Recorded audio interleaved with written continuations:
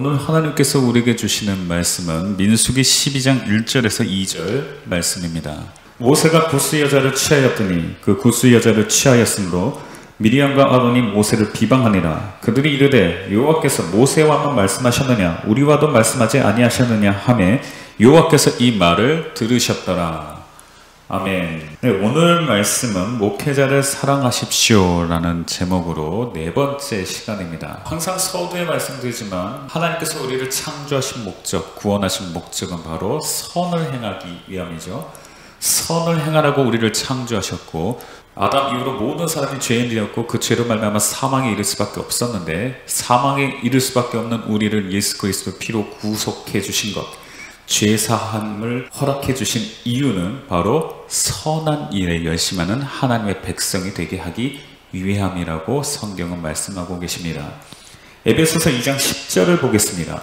우리는 그의 만드신 바라 그리스도 예수 안에서 선한 일을 위하여 지으심을 받은 자니 이 일은 하나님은 전에 예비하사 우리로 그 가운데서 행하게 하려 하십니다. 아멘. 디도서 2장 14절도 보겠습니다. 그가 우리를 대신하여 자신을 주심은 모든 불법에서 우리를 구속하시고 우리를 깨끗하게 하사 선한 일에 열심하는 친백성이 되게 하려 하심이니라. 아멘. 그래서 하나님께서 우리를 창조하신 목적, 사람을 만드신 목적, 그리고 죄로 인하여 죽을 수밖에 없다는 사람을, 인간을 예수 그리스도의 피로 다시 구속하셔서 살리신 목적은 바로 선한 일에 열심하는 하나님의 백성, 친백성이 되게 하기 위함입니다. 그래서 저와 여러분 반드시 선한 일을 열심히 해야 되겠죠.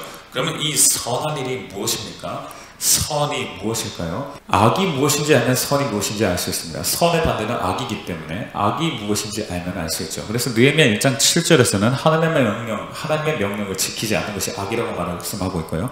결국 선은 무엇입니까? 하나님의 명령을 지키는 것이 선입니다. 그런데 그러면 하나님의 명령이 뭘까요? 하나님의 명령에 대해서 신명기 4장 2절에서는 하나님의 명령, 신명기 4장 1절에서는 규례와 법도, 신명기 4장 8절에서는 그것을 율법이라고 말씀합니다. 신명기 4장 13절에서는 그것을 언약이라고 말씀하고 계시고요. 그래서 우리가 행해야 되는 선한 일은, 창조의 목적, 구원의 목적은 이 선한 일은 바로 율법, 규례법도, 언약입니다. 이걸 지키는 것이 선한 일을 행하는 것이죠. 그런데 이 율법을 지키라는 말씀은 다른 말로는 바로 사랑하라는 말씀인 겁니다. 그래서 로마서 13장 8절에서 10절 말씀에서는 율법의 완성은 사랑이라고 말씀하고 계시죠. 그래서 하나님 사랑, 이웃 사랑하는 것이 결국 율법을 지키라는 말과 동일하다는 얘기인 겁니다. 그래서 누가복음 10장 25절에서 28절 말씀에서도 마찬가지로 어떤 율법사가 예수님께 묻죠. 내가 무엇을 해야 영생을 얻습니까? 라고 묻자 예수님께서 율법에 무엇이라 기록되어 있으면 네가 어떻게 읽느냐고 묻습니다. 그러자 이 율법사가 말하죠. 첫째는 하나님을 사랑하는 것이고 둘째는 이웃을 사랑하는 것입니다. 그러자 예수님께서 옳도다 이를 행하라 그러면 살리라라고 말씀하시죠. 율법 지키라는 말은 하나님을 사랑하고 이웃을 사랑하라는 말씀입니다. 그러면 하나님을 사랑해야 되겠죠. 그러면 하나님을 사랑하는 구체적인 방법은 뭘까요? 하나님을 사랑하는 것은 성경에 세 가지로 말씀하고 계십니다. 하나님을 사랑하는 것은 먼저 주의 몸된 교회, 하나님께서 자기 핏값을 주고 사신 교회를 사랑하는 것이 하나님을 사랑하는 것입니다. 두 번째, 하나님의 동역자, 하나님께서 세우신 주의 종, 목회자를 사랑하는 것이 하나님을 사랑하는 것입니다. 세 번째, 형제와 이웃을 사랑하는 것이 하나님을 사랑하는 것입니다. 마태복음 10장 40절입니다. 너희를 영접하는 자는 나를 영접하는 것이요 나를 영접하는 자는 나 보내신 이를 영접하는 것이니라. 아멘. 여기서 너희는 바로 12제자를 다른 말로 12사도라고 성경 말씀하고 계시죠. 사도는 하나님의 말씀을 전하는 선지자 같은, 즉 목회자를 말합니다. 목회자를 영접하는 자는 예수님을 영접하는 것이고 예수님을 영접하는 자는 하나님을 영접하는 것이죠. 결국 하나님을 사랑하는 것은 바로 목회자를 사랑하는 것입니다. 그래서 저와 여러분 반드시 목회자를 사랑해야 되죠. 그럼 목회자를 사랑하는 구체적인 방법이 뭐가 있을까요? 저번 시간에 그 첫 번째 방법에 대해서 말씀을 드렸죠. 히브리서 13장 17절입니다. 너희를 인도하는 자들에게 순종하고 복종하라. 저희는 너희 영혼을 위하여 경성하기를 자기가 회개할 자인 것 같이 하느니라. 저희로 하여금 즐거움으로 이것을 하게 하고 근심도 하게 말라. 그렇지 않으면 너희에게 유익이 없느니라. 아멘. 그래서 이 말씀을 본다면 목회자의 말에 순복하는 것이 목회자를 사랑하는 것이고 것이고 이것이 바로 하나님을 사랑하는 것이죠. 그러면서 우리가 저번 시간까지 고라 일당을 보면서 고라 일당의 목회자였던 모세의 말을 순복하지 않았죠. 근데 왜 순복하지 않았는지 그 나름대로 이유를 살펴보았고, 그럼에도 불구하고 목회자의 말을 순복하지 않는 것이 하나님을 거역하고 멸시하는 죄라는 사실을 지난 시간까지 우리가 살펴봤습니다. 오늘은 목회자를 사랑하는 방법에 또 무엇이 있는지 말씀을 살펴보고자 합니다. 간혹 어느 교회에서는 목회자가 잘못을 저지르면요, 성도들이 그것을 빌미로 목회자를 공격하는 경우를 봅니다. 그러면서 이것이 하나님께서 인정하시는 정의, 하나님의 정의라고 생각해요. 목회자가 잘못하면 목회자에 대해서 반기를 들고, 목회자가 잘못했으니까 그 잘못을 지적하고 판단하고 비판하는 것, 이것이 하나님께서 인정하시는 정의, 공의를 실현한다고 생각을 해요. 그러면 하나님께서는 이런 문제에 대해서 어떻게 말씀하시는지 우리가 말씀을 통해서 차근차근 살펴보겠습니다. 오늘 본문 말씀을 볼까요? 미리암이 모세를 비방합니다. 자, 민수기 12장 1절에서 2절입니다. 모세가 구스 여자를 취하였더니 구스 여자를 취하였으므로 미리암과 아론이 모세를 비방하니라. 그들이 이르되 여호와께서 모세와만 말씀하셨느냐 우리와도 말씀하지 아니하셨느냐 하며 여호와께서 이 말을 들으셨더라. 아멘. 자, 모세가 구스 여자를 아내로 맞이합니다. 근데 이것이 문제의 발단이에요. 뭐냐면 모세는 시내산에서 불 가운데 바라는 하나님의 음성을 직접 듣고 직접 받았습니다. 율법을 직접 받아서 성도들에게 전한 선지자, 사도, 주의 종, 목회자입니다. 그러니까 그는 하나님께서 이방 여인을 아내로 취하지 말라고 금하신 것을 누구보다도 더 잘 알고 있었어요. 자, 출애굽기 34장 16절을 보겠습니다. 또 내가 그들의 딸들로 내 아들들의 아내를 삼음으로 그들의 딸들이 그 신들을 음란히 섬기며 내 아들로 그들의 신들을 음란히 섬기게 할까 함이니라. 아멘. 그래서 모세는 잘 알고 있었습니다. 이방 여인을 아내로 맞이하면 안 된다는 것을 알아요. 그러면 신앙이 떨어진다는 걸 알고 있었어요. 그런데도 모세는 아내 십보라가 죽죠. 죽고 나자 이방 여자인 이 구스 여인을 아내로 취합니다. 물론 이 구스 여인이 이스라엘 백성이 모세를 따라서 애굽에서 나올 때 함께 나온 이방 족속, 그래도 같이 나온 이방 족속이기 때문에 문제가 되지 않는다는 사람들도 있기는 해요. 그러나 어쨌든 비방거리를 제공한 것은 모세의 잘못입니다. 그리고 더구나 미리암은 하나님의 선지자였죠. 그리고 아론은 하나님의 제사장입니다. 즉 미리암이나 아론이나 백성의 잘못된 행동에 대해서 하나님의 말씀을 가르쳐 돌이키게 해야 되는 의무가 있었어요. 그래서 아론과 미리암은 백성들을 이끌어가는 모세가 구스 여인을 취한 일에 대해서 비방한 겁니다. 합당해 보이죠? 합당한 것 같잖아요. 근데 하나님께서 이 일에 대해서 이렇게 말씀하십니다. 4절부터 10절입니다. 여호와께서 갑자기 모세와 아론과 미리암에게 이르시되 너희 3인은 회막으로 나오라 하시니 그 3인이 나아가매 여호와께서 구름 기둥 가운데로서 강림하사 장막문에 서시고 아론과 미리암을 부르시는지라. 그 두 사람이 나아가매 이르시되 내 말을 들으라. 너희 중에 선지자가 있으면 나 여호와가 이상으로 나를 그에게 알리기도 하고 꿈으로 그와 말하기도 하거니와 내 종 모세와는 그렇지 아니하니 그는 나의 온 집에 충성됨이라.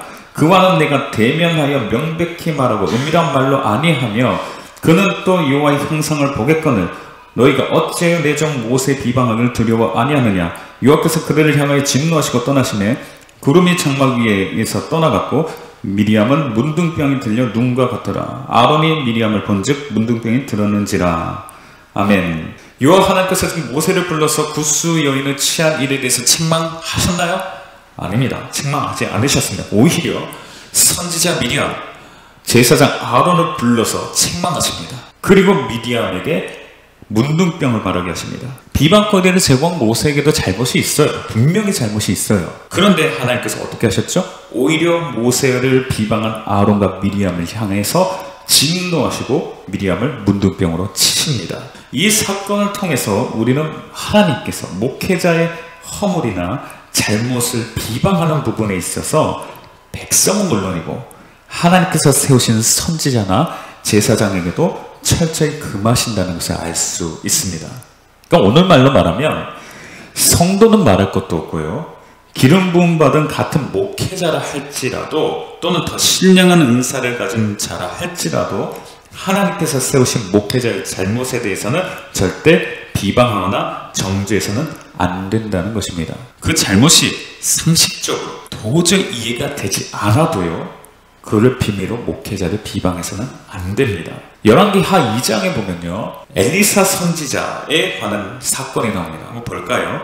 열왕기하 2장 23절에서 24절입니다. 엘리사가 거기서 베들로 올라가더니 길에 행할 때 젊은 아이들이 성에서 나와서 저를 조롱하여 가로되 대머리에 올라가라 대머리에 올라가라 하는지라. 엘리사가 돌이켜 저희를 보고 여호와의 이름으로 저주하며 곧 숲풀에서 앙콤 둘이 나와서 아이들 중에 42명을 찢었더라. 아멘. 선지자, 엘리사는 선지자죠. 즉 사도이며 목회자인 엘리사를 향해서 뭐라고 말합니까? 대머리에 올라가라 대머리에 올라가라 하면서 엘리사를 조롱합니다. 그러니까 엘리사 선지자가 대머리였나 봐요. 엘리사의 선지자의 컴플렉스입니다. 그리고 이렇게 조롱한 아이들이 젊은 아이들이라고 되는데 어린 아이들이죠. 뭘 모르는 아이들이에요. 눈에 보이는 사실들을 그대로 여과 없이 내뱉는 철없는 아이들이에요. 그런데도 하나님께서 어떻게 하십니까? 엘리사가 여호와의 이름으로 저주하자 숲풀에서 앙콤 둘이 나와서 아이들 중에 42명을 찢어 죽였습니다. 우리 상식, 우리 생각으로는 정말 심하다는 생각이 들 수밖에 없는 사건인데요, 이것이 하나님께서 우리에게 경고하시는 바입니다. 비록 철없는 아이의 조롱 또는 목회자를 향한 악이 없는 농담이라 할지라도 목회자를 조롱하고 비방하는 행위는 죄라는 사실입니다. 시편 105편 15절을 보겠습니다. 이르시기를 나의 기름 부은 자를 만지지 말며 나의 선지자를 상하지 말라 하셨도다. 아멘. 어떤 이유에서든 선지자, 사도, 목회자를 비방하고 공격하지 말라고 말씀하십니다. 그러면 우리가 목회자의 잘못을 보면 어떻게 해야 될까요? 모세처럼 목회자가 잘못을 했어요. 그러면 어떻게 해야 될까요? 창세기 9장에 보면 방주에서 나온 노아와 그 세 아들에 관한 이야기가 나옵니다. 성경은 노아에 대하여 당세 완전한 자여 의인이라고 말씀하거든요. 창세기 6장 9절을 보겠습니다. 노아의 사적은 이러하니라. 노아는 의인이요 당세의 완전한 자라. 그가 하나님과 동행하였으며. 아멘. 당세의 완전한 자, 그리고 의인이라고 말씀하고 계시죠? 그런데 방주에서 나와서 농업을 하며 지내던 어느 날 노아는 포도주를 마십니다. 그리고 취합니다. 그리고 벌거벗은 채 장막에 누워버렸습니다. 자, 여기 술 얘기가 나왔는데요, 술 얘기를 좀 해볼까요? 어떤 분들은 술 먹어도 괜찮다, 취하지만 않으면 된다고 말씀하시는 분들이 계셔요. 근데 그거 잘못된 생각입니다. 잠언을 보겠습니다. 잠언 23장 29절에서 31절입니다. 재앙이 네게 있느뇨, 근심이 네게 있느뇨, 분쟁이 네게 있느뇨, 원망이 네게 있느뇨, 까닭없는 창상이 네게 있느뇨, 붉은 눈이 네게 있느뇨, 술에 잠긴 자에게 있고 혼합한 술을 구하러 다니는 자에게 있느니라. 포도주는 붉고 잔에서 번쩍이며 순하게 내려가나니 너는 그것을 보지도 말지어다. 아멘. 하나님께서 술을 어쩌라고 말씀하십니까? 보지도 말라고 하셨습니다.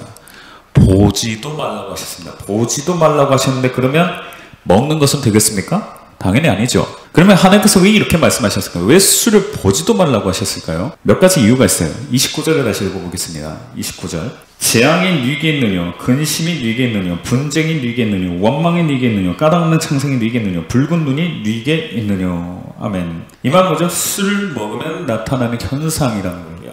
재앙, 근심, 분쟁, 원망, 까닭없는 창상, 붉은 눈, 이것이 술에 잠긴 자에게 임한다고 말씀하고 계시죠. 33절에서 35절도 읽겠습니다. 또 내 눈에는 괴이한 것이 보일 것이요 내 마음은 망경된 것을 바랄 것이며 너는 바다 가운데 누운 자 같을 것이요 돛대 위에 누운 자 같을 것이며 내가 스스로 말하기를 사람이 나를 때려도 나는 아프지 아니하고 나를 상하게 하여도 내게 감각이 없도다. 내가 언제나 깰까 다시 술을 찾겠다 하리라. 아멘. 이게 술을 마신 자, 특히 술에 취하는 자들에게 임하는 현상인데요, 33절에 보면 네 눈에 괴이한 것이 보이고 네 마음에는 망령된 것을 바란다고 말씀합니다. 네 마음에 망령된 것을 바란다고 말씀하신 걸 보고 사람들이 마음속으로만 생각하는데 내 마음은 망령된 것을 말한다는 겁니다. 다른 번역본을 보면 말한다고 되어 있습니다. 그러니까 내 마음속에 있는 망령된 말들을 그냥 뱉어버린다는 얘기예요. 술이 그렇게 한다는 얘기죠. 그런데 이제 33절 전반적으로 중요한 게 네 눈에 괴이한 것이 보인다고 성경 지금 말씀하고 계시죠. 근데 이 성경 33절 다른 번역본을 보시면, 특히 옛날 킹제임스 버전을 보면 낯선 여자들을 바라볼 것이요 라고 기록되어 있습니다. 눈에 괴이한 것이 보인다는 말은 무슨 말이냐, 눈에 낯선 여자들을 바라본다는 얘기예요. 그러니까 이 술이 간음죄를 짓기 쉽게 한다는 겁니다. 근데 이거는 롯과 두 딸을 봐도 알 수 있는 대목이죠. 소돔과 고모라 땅이 멸망당했어요. 롯과 두 딸은 겨우 살아남았습니다. 겨우 살아남아서 소알로 들어갔는데 거기서 이제 소알에 거하기가 너무 두려우니까 거기 떠납니다. 창세기 19장 30절에서 38절입니다. 롯이 소알에 거하기를 두려워하여 두 딸과 함께 소알에서 나와 산에 올라 거하되 그 두 딸과 함께 굴에 거하였더니 큰 딸이 작은 딸에게 이르되 우리 아버지는 늙으셨고 이 땅에는 세상의 도리를 쫓아 우리의 배필될 사람이 없으니 우리가 우리 아버지에게 술을 마시고 동침하여 우리 아버지로 말미암아 인종을 전하자 하고 그 밤에 그들이 아비에게 술을 마시고 큰 딸이 들어가서 그 아비와 동침하니라. 그러나 그 아비는 그 딸을 눕고 일어나는 것을 깨닫지 못하였더라. 이튿날에 큰 딸이 작은 딸에게 이르되 어젯밤에는 내가 우리 아버지와 동침하였으니 오늘 밤에도 우리가 아버지에게 술을 마시고 내가 들어가 동침하고 우리가 아버지로 말미암아 인종을 전하자 하고 이 밤에도 그들이 아비에게 술을 마시고 작은 딸이 일어나 아비와 동침하니라. 그러나 아비는 그 딸을 눕고 일어나는 것을 깨닫지 못하였더라.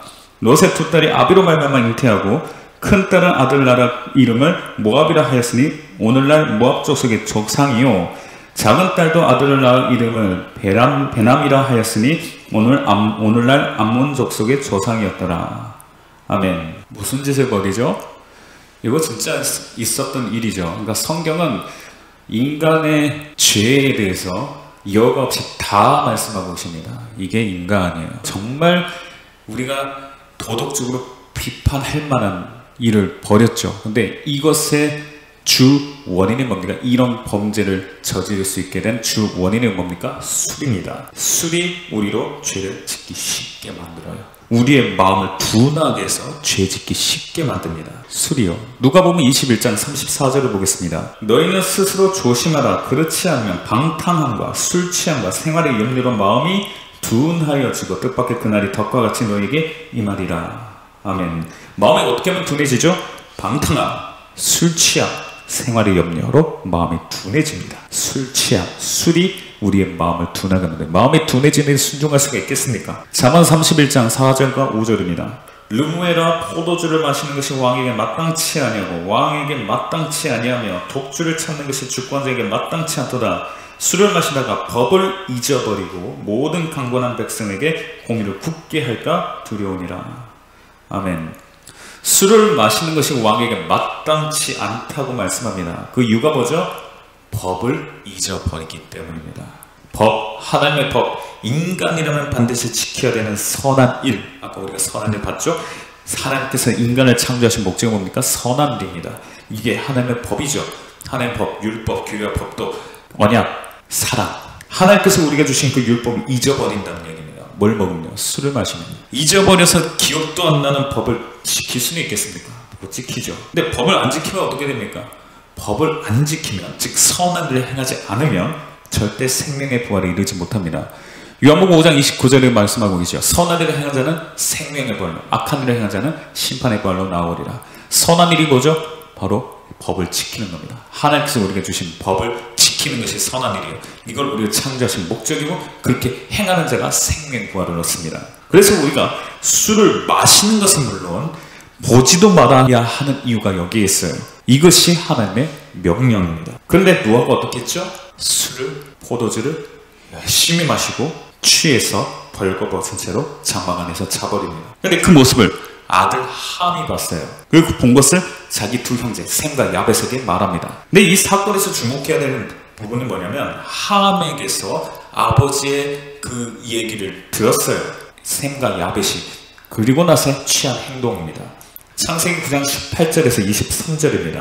방주에서 나온 노아의 아들들은 셈과 함과 야벳이며 함은 가나안의 아비라. 노아의 이 세 아들로 쫓아 백성이 온 땅에 퍼지니라. 노아가 농업을 시작하여 포도나무를 심었더니 포도주를 마시고 취하여 그 장막 안에서 벌거벗은지라. 가나안의 아비 함이 그 아비 하체를 보고 밖으로 나가서 두 형제에게 고하매 셈과 야벳이 옷을 취하여 자기들의 어깨에 메고 뒷걸음쳐 들어가서 아비 하체를 덮었으며 그들이 얼굴을 돌이켜 그 아비 하체를 보지 아니하였더라. 아멘. 함은 자기 아버지 노아가 술을 취해서 하체를 드러내고 자는 모습을 보고 그것을 형제에게 알렸죠. 그러나 이 말을 들은 셈과 야벳은 어떻겠습니까? 자신들의 옷을 취해서 어깨를 메고 뒷걸음쳐 들어갑니다. 그래서 아버지의 하체를 덮어줍니다. 나올 때에도 아버지의 벗은 모습을 보지 않기 위해서 얼굴을 돌리고 나오죠. 뭘 말하는 거죠? 셈과 야벳은 함과는 달리 아버지 노아의 허물을 보지 않고 덮어주었습니다. 근데 이런 작은 행동의 차이가 어마어마한 결과를 불러일으킵니다. 이제 노아가 술에서 깹니다. 그리고 이 일들을 알게 되죠. 그리고 세 아들을 부릅니다. 그리고 이렇게 말합니다. 자, 24절에서 27절입니다. 노아가 술이 깨어 그 작은 아들이 자기에게 행한 일을 알고 이에 가로되 가나안은 저주를 받아 그 형제의 종들의 종이 되기를 원하노라. 또 가로되 셈의 하나님 여호와를 찬송하리로라. 가나안은 셈의 종이 되고 하나님이 야벳을 창대케 하사 셈의 장막을 거하게 하시고 가나안은 그의 종이 되게 하시기를 원하노라 하였더라. 아멘. 아버지의 허물을 보고 덮어주지 않고 형제에게 알렸던 함에게는요, 형제의 종들의 종이 되는 저주가 내려집니다. 그러나 아버지 노아의 허물을 듣고도 그것을 보지 않으려고 뒷걸음쳐 들어갔죠. 그 허물을 덮어줬던 셈, 이 셈에게는 믿음의 조상이 되는 복을 주고요. 그리고 야벳에게는 창대케 되는 물질의 복을 줍니다. 잘못은 누가 했나요? 술 먹고 취해서 벌거벗은 노아에게 있어요. 그러나 하나님께서는 노아의 이 기도대로 그것을 덮어주지 않고 알렸던 함에게는 저주를, 덮어주고 보지 않았던 셈과 야벳에게는 복을 내리십니다. 근데 이게 목회자랑 뭔 상관이 있느냐? 노아가 바로 목회자거든요. 셈과 함과 야벳의 아버지이기도 하지만 목회자이기도 합니다. 아직 출애굽까지 들어가진 않았기 때문에 창세기 시대, 즉 족장 시대, 제사장 제도나 제사에 대한 규례가 율법으로 규정되기 전이잖아요. 이 족장 시대는. 이때는 아버지가 선지자나 제사장의 역할, 즉 목회자의 역할을 담당했습니다. 한번 예를 들어볼게요.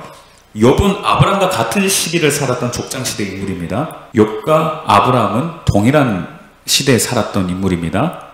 그러니까 족장 시대 때 살았던 인물이에요. 그런데 그 욥이 자기 자녀들의 행한 일을 보면 알 수가 있어요. 욥기 1장 5절에 보면 잔치가 끝나고 나서 욥이 이렇게 합니다. 그러니까 제사장과 선지자는 어떤 사람이지 우리가 알아야 되겠죠. 제사장은 어떤 사람이냐면 원래 구약의 제사장은 백성들이 예물을 가지고 오면 그 예물을 백성 대신에 하나님께 직접 드리는 사람입니다. 그러니까 백성을 대신해서, 백성을 중보해서 직접 드리는 사람, 하나님께 대신 드리는 사람이 제사장입니다.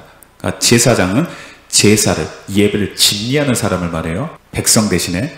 그리고 선지자는 하나님의 말씀을 그대로 전하는 사람을 선지자라고 말합니다. 근데 이 욥이나 아브라함, 족장시대의 그 아버지들은 다 이 제사장의 직무를 행했어요. 1장 5절입니다. 그 잔칫날이 지나면 욥이 그들을 불러다가 성결케 하되 아침에 일어나서 그들의 명수대로 번제를 드렸으니 이는 욥이 말하기를 혹시 내 아들들이 죄를 범하여 마음으로 하나님을 배반하였을까 함이라. 욥의 행사가 항상 이러하였더라. 아멘. 이 말씀을 보면 욥이 제사장으로서 직접 자녀들의 번제를 집행합니다. 욥이 지금 제사를 지내고 있는 거죠. 하나님께 제사 드리고 있는 거죠. 노아도 마찬가지예요. 노아도 단을 쌓고 하나님께 직접 번제의 제사를 드립니다. 아브라함과 이삭과 야곱도 마찬가지고요. 그리고 노아는 어떤 사람이냐? 베드로후서 2장 5절에 보면 이런 말씀이 있습니다. 옛 세상을 용서치 아니하시고 오직 의를 전파하는 노아와 그 7 식구를 보존하시고 경건치 아니한 자들의 세상에 홍수를 내리셨으며. 아멘. 의를 전파하는 노아, 즉 뭘 전파했습니까? 의의 말씀을 전파한 노아였습니다. 노아는 하나님의 말씀을 전하는 선지자였던 거죠. 아브라함도 선지자라고 말씀하고 계시오. 보진 않겠지만 창세기 20장 7절에 보면은 그는 선지자니 그에게 기도를 받으라고 말하죠. 그러면 그러면 치료될 것이다. 너희가 살 것이다. 이렇게 말씀하고 계시죠. 따라서 노아는 셈과 함과 야벳의 아버지이기도 하지만 그뿐만 아니라 제사장, 선지자, 오늘날로 말하면 말씀을 가르치는 목회자 같은 위치에 있는 사람입니다. 따라서 이 창세기 9장에 셈, 함, 야벳과 그의 아버지 노아의 이 사건, 노아의 포도주 사건은 목회자의 허물이 보일 때 그것을 덮어준 자에게는 하나님께서 복으로 갚아주시고 반대로 그 허물을 들추는 자에게는 저주로 갚아주신다는 사실을 정확하게 보여준 최초의 사건이죠. 하나님께서 목회자의 허물이 보일 때 덮어준 자들 반드시 복으로 갚아주시고 그 허물을 들추고 비방하는 자들은 징계하신다는 사실을 꼭 기억하시길 바랍니다. 우리가 하나님을 사랑한다는 것은 바로 목회자를 사랑하는 것입니다. 목회자를 사랑하는 것은 그의 말에 순복하는 것이고 또 그의 허물이 보이면 그것을 덮어주는 것입니다. 그러면 주의적 마음대로 목회자 마음대로 복제할 거 아니냐 이렇게 생각할 수 있잖아요. 하나님께서 왜 이렇게 하시는지 그리고 목회자가 그렇게 잘못하면 하나님께서 어떻게 하시는지 다음 주에 말씀을 통해 살펴보도록 하겠습니다. 왜 하나님께서 목회자를 이렇게 보호하시는지 그에 대한 설명이 3가지가 나오거든요. 다음 주에 보도록 하겠습니다. 우리 사랑하는 성도 여러분들은 목회자의 허물이 보일 때 반드시 덮어줘서 셈과 야벳의 축복을 받으시길, 영적인 축복은 물론 야벳이 받은 물질적인 창격해 되는 복을 다 받으시길 주님의 이름으로 축복합니다. 기도하겠습니다.